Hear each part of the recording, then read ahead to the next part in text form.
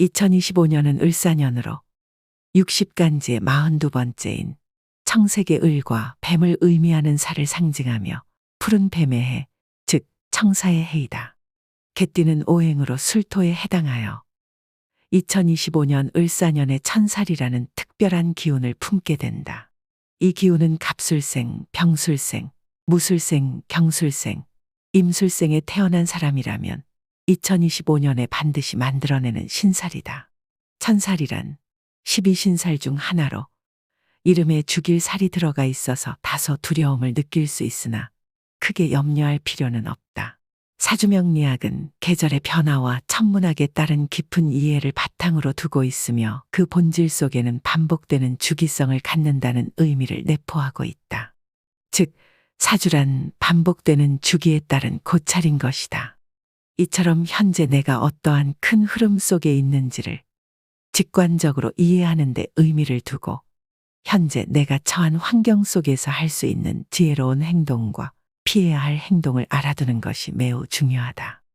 천살이란 우리의 삶에 예기치 않게 찾아오는 자연재해나 변화를 상징한다. 이는 개인의 노력이나 의지와는 무관하게 발생하며 때로는 우리로 하여금 운명의 무게 앞에 한탄하게 만든다는 살이다. 천살은 단순히 자연재해의 형태로만 나타나지 않는다. 이는 우리 내면의 불안정한 마음에 혼란 결정을 내리지 못하는 상태를 의미하기도 한다. 이러한 내적 혼란은 방어할 수 없는 사고와 같은 인간 세상의 불행한 사건들과도 연결된다. 이처럼 천살은 우리 삶에 불가피하게 다가오는 어려움과 시련을 상징하는데 이는 가족 간의 지지 부족, 인간 관계의 어려움, 재산의 손실, 그리고 건강 문제와 같은 다양한 형태로 나타날 수 있다. 그러나 천살의 영향은 결코 절대적이지 않으며 그 영향력은 미미하기 때문에 오히려 이는 우리에게 준비의 중요성을 일깨워준다. 철저한 준비와 대비책을 갖추고 있다면 이러한 애군을 무사히 넘길 수 있을 뿐만 아니라 때로는 이를 우리의 이익으로 전환시킬 기회로 삼을 수도 있다는 것이다. 이처럼 천살은 우리에게 삶의 불확실성을 받아들이고 그 안에서도 성장하고 발전할 수 있는 힘을 부여한다. 천살의 작용을 알고 대비함으로써 우리는 불리한 상황을 유리하게 전환시키고 우리의 운명을 스스로 개척하는 길을 열 수 있다. 2025년 을사년을 맞이한 개띠에게는 마치 성공이 손에 닿을 듯하다가도 미끄러지는 듯한 순간들이 연속될 수 있다. 선택의 폭이 좁고 때로는 상황에 이끌려야 할 때도 있을 것이다. 이런 시기에는 답답함과 불편함이 동반되기 마련이다. 그러나 이러한 어려움 속에서도 중요한 것은 인내심을 잃지 않는 것이다. 주변 사람들에게 화를 내거나 함부로 대하는 것은 결국 자신에게 돌아오는 부정적인 에너지만 증폭시킬 뿐이다. 오히려 이런 때일수록 침착함을 유지하고 주변 사람들과의 관계를 소중히 여기며 서로를 지지하는 것이 중요하다. 정상에 오르기 직전 숨이 차오르는 그 순간에도 우리가 할 수 있는 최선의 방법은 차분하게 현재의 위치를 견디며 한 걸음 한 걸음 앞으로 나아가는 것이다. 현재의 어려움은 미래의 개띠의 삶에 큰 영양분이 될 것이다. 마치 겨울이 지나고 봄이 오듯 현재의 고난은 결국 성장의 밑거름이 되어 개띠가 세상에 자신의 기운을 마음껏 펼칠 수 있는 날을 맞이하게 할 것이다.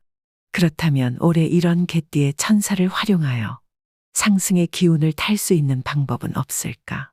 예로부터 왕족과 부유한 사람들은 보석과 장신구가 기운을 보호하고 상승시킨다 하여 평소 늘 착용하였다.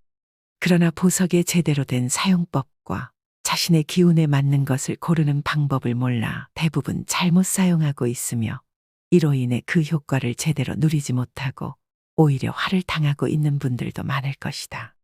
무작정 값이 비싸다 하여 좋다거나 값이 저렴하다 하여 나쁜 것이 아니다. 가장 중요한 것은 각각의 다른 능력이 깃들어 있는 보석을 자신의 기운과 알맞는 것으로 선택해야 한다는 것이다. 지금부터 2025년 을사년을 맞이한 개띠에게 상승의 기운을 가져다주는 행운의 보석과 그 기운을 이용하여 재물운을 끌어올려주는 놀라운 방법에 대해 알아보자. 2025년 그 어느 때라도 이 보석의 모든 기운을 최대로 발휘하는 방법을 익히게 된다면 올 한 해 부와 번영은 반드시 넘쳐나게 될 것이다. 올해 개띠인 사람들에게 천사를 활용하여 상승의 기운을 끌어올려주는 행운의 보석은 사파이어이다. 고대부터 천상의 푸른 사파이어는 신에 가장 가까운 보석이라 여겼다. 고대 사람들은 이 세상이 거대한 사파이어 위에 자리 잡고 있으며 그 위로 펼쳐진 하늘이 사파이어의 반짝임에 의해 푸르게 빛난다고 믿었다. 특히 고대 그리스에서는 알아들을 수 없이 어려운 신의 말씀을 더 명확히 알아듣기 위해 제3의 눈으로 여겨지는 사파이어를 착용했다. 왕족이나 귀족들 사이에서는 사파이어를 왕관에 장식하여 부적처럼 사용했는데 이는 사파이어가 질투와 위험으로부터 보호해준다 하여 그리하였다. 또한 사파이어는 한결같은 마음을 지켜주는 힘을 지녔다고 여겨져 나폴레옹은 자신의 사랑하는 아내 조세핀에게 사파이어 반지를 선물했으며 영국 왕실에서도 약혼 반지나 티아라에 사파이어를 선호하는 것으로 잘 알려져 있다. 중국에서는 사파이어가 부와 풍요를 가져다주는 보석으로 여겨져 재물신이 머무는 현관문 안쪽에 배치하여 집안의 번영을 기원했다. 이처럼 사파이어는 깊고 푸른 빛의 바다처럼 신비롭고 하늘처럼 끝없이 무한한 지혜를 가져다주는 보석이다.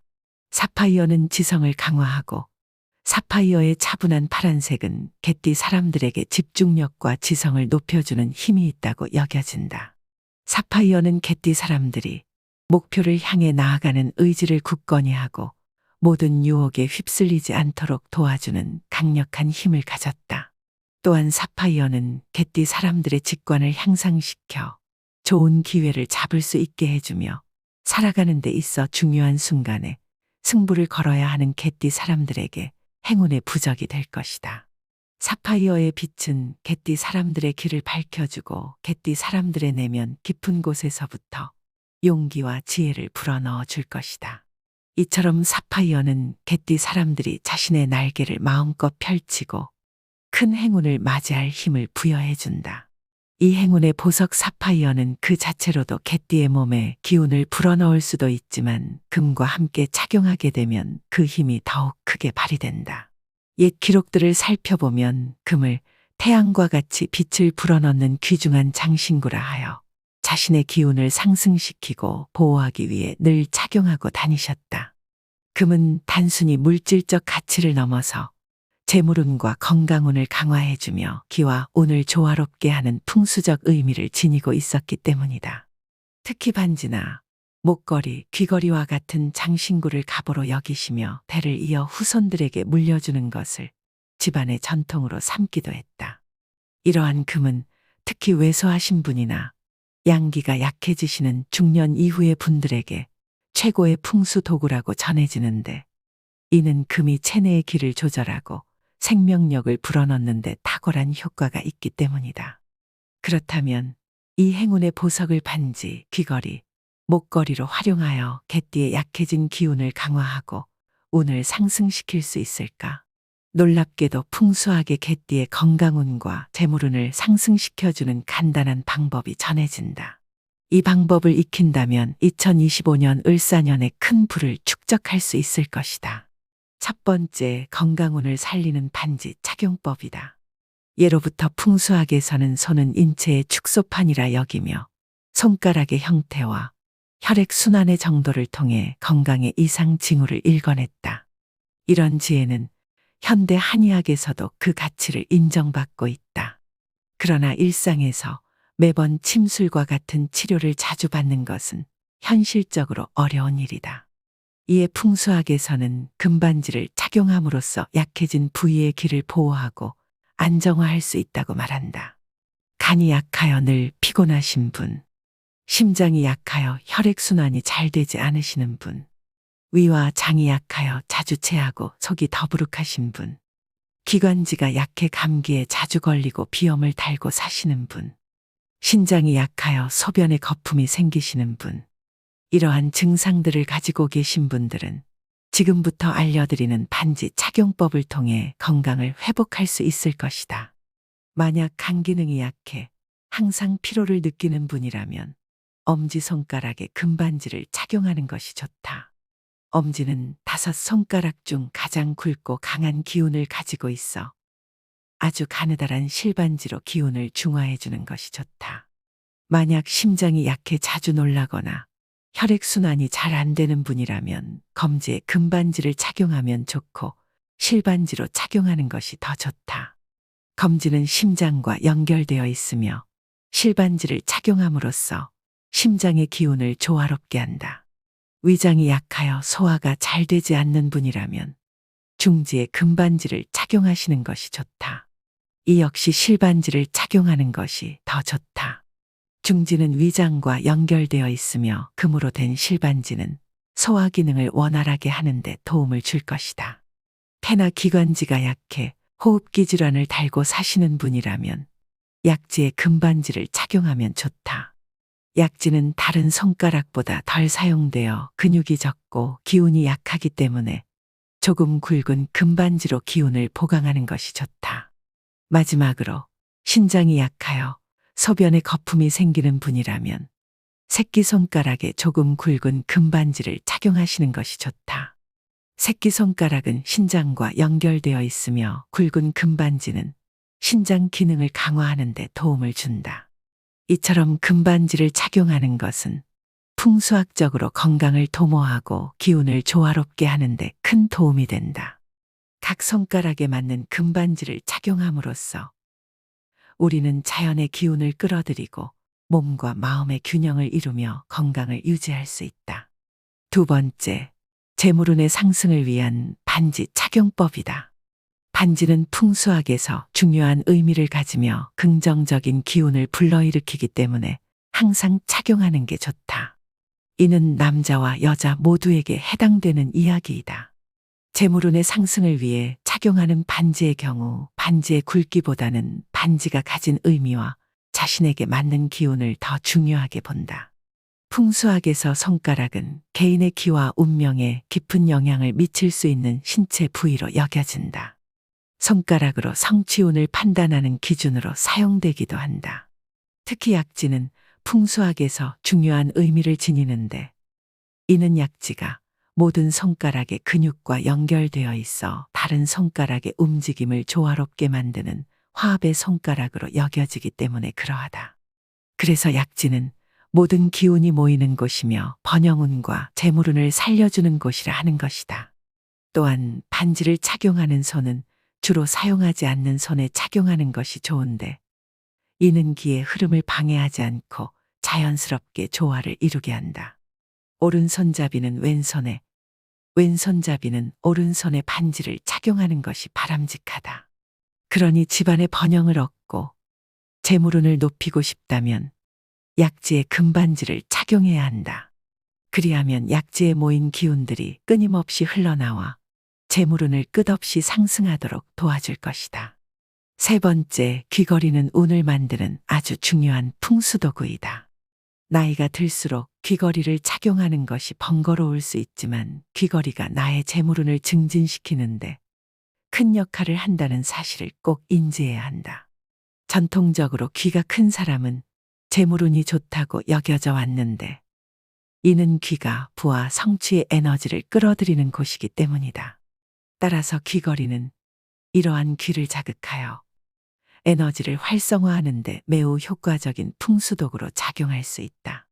귀걸이는 가능한 한 작고 가느다란 것이 좋으며 약간 늘어진 것이라면 더욱 좋다. 이렇게 귀걸이는 에너지 전도성이 뛰어나 풍수적으로 유리하다. 그러나 귀걸이 착용으로 인해 염증이나 통증이 발생한다면 이는 귀걸이가 부정적인 기운을 끌고 오는 것이기 때문에 착용을 중단해야 한다. 귀걸이는 재물운을 증진시키는 도구이지만 재물운을 끌어오는 귀를 상하게 하는 경우에는 오히려 운을 해칠 수 있기 때문이다. 네 번째, 목걸이는 절대 함부로 하면 안 되고 신중하게 선택해야 한다. 목걸이가 목 부분을 압박하지 않도록 주의해야 하며 끊어지기 쉬운 재질은 기의 흐름을 방해할 수 있으므로 피하는 것이 좋다. 또한 체형에 맞는 목걸이 줄을 선택하는 것이 중요하다. 몸집이 작은 사람은 상대적으로 굵은 줄을, 몸집이 큰 사람은 가느다란 줄을 선택함으로써 음양의 조화를 이루고 개인의 길을 균형 있게 만드는 데 기여할 것이다. 그리하면 목걸이의 기운이 펜던트로 전부 모여 강한 바람을 일으키며 그 기운이 주변으로 퍼져나가 재물운을 강하게 끌어당기게 될 것이다.